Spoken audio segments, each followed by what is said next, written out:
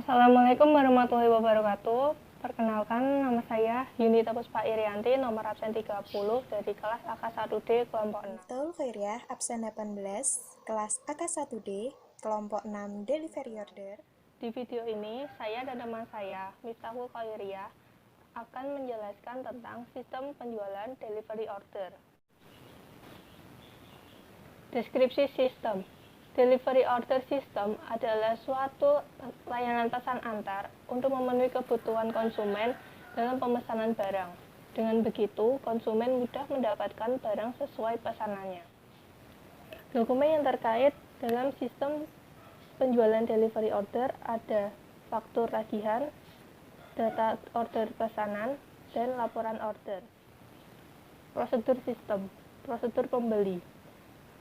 Pembeli atau customer melakukan order melalui web dan melakukan pembayaran melalui COD. Dan ini adalah rincian dari prosedur pembeli. Prosedur bagian sistem. Bagian sistem bertugas memproses order dari customer ke dalam sistem komputer.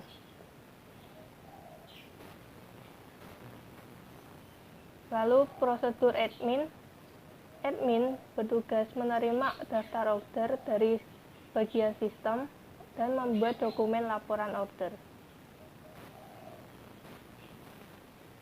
Kemudian prosedur bagian delivery.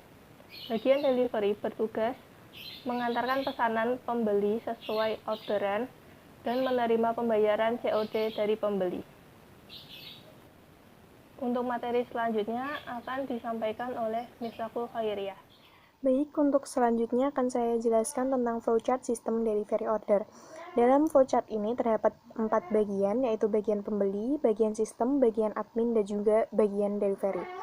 Dalam bagian pembeli akan memulai untuk mengakses web yang telah kita sediakan atau aplikasi, yang kemudian diolah oleh bagian sistem dalam request halaman. Kemudian sistem mengirim kepada pembeli dalam bentuk halaman web berisikan menu-menu makanan yang akan dipilih oleh pembeli.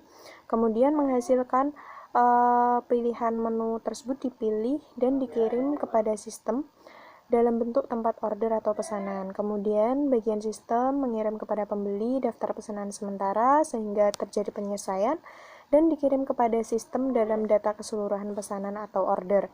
Kemudian data seluruh pesanan order dikirim kepada pembeli untuk diinput data pesanan, kemudian dikirim kepada sistem dalam detail ordernya. Kemudian detail ordernya dikirim ke bagian admin dalam bentuk list order atau pesanan. Kemudian bagian admin mengirim kepada bagian delivery daftar order baru dari berdasarkan list order pesanan sebelumnya. Kemudian dilihat rute pengiriman pada peta.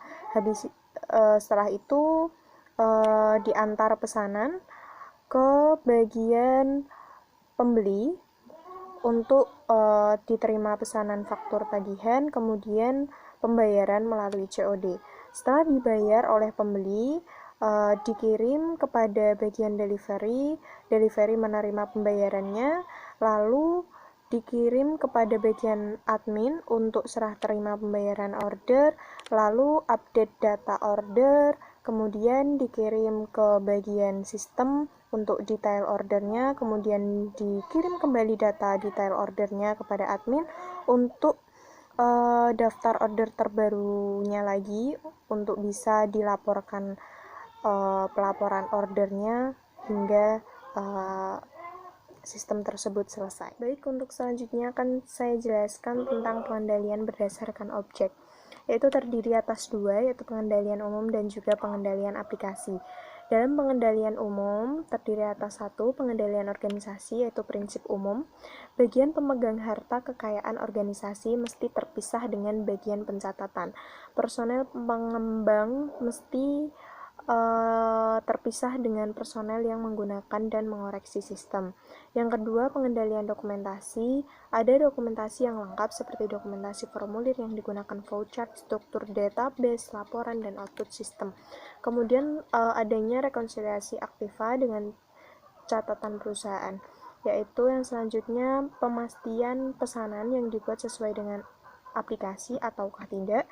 Yang kemudian ada pemeriksaan rutin setiap minggu untuk pengecekan status pembayaran kredit pelanggan dan kelengkapan dokumen-dokumen yang digunakan apakah sudah sesuai dengan prosedur yang berlaku ataukah tidak. Yang kedua adalah pengendalian aplikasi. Dalam pengendalian aplikasi ada beberapa langkah yang kita lakukan, yaitu yang pertama, dokumen yang bernomor urut tercetak terkait dengan penjualan, pengiriman order, dan penerimaan kas. Yang kedua, validasi data yang diinputkan ke dalam aplikasi atau web penjualan. Yang ketiga, koreksi kesalahan pada saat input data sebelum data diproses lebih lanjut untuk pemrosesan pemesanan. Selanjutnya, terima kasih. Sekian dari kelompok kami. Mohon maaf apabila ada banyak kesalahan.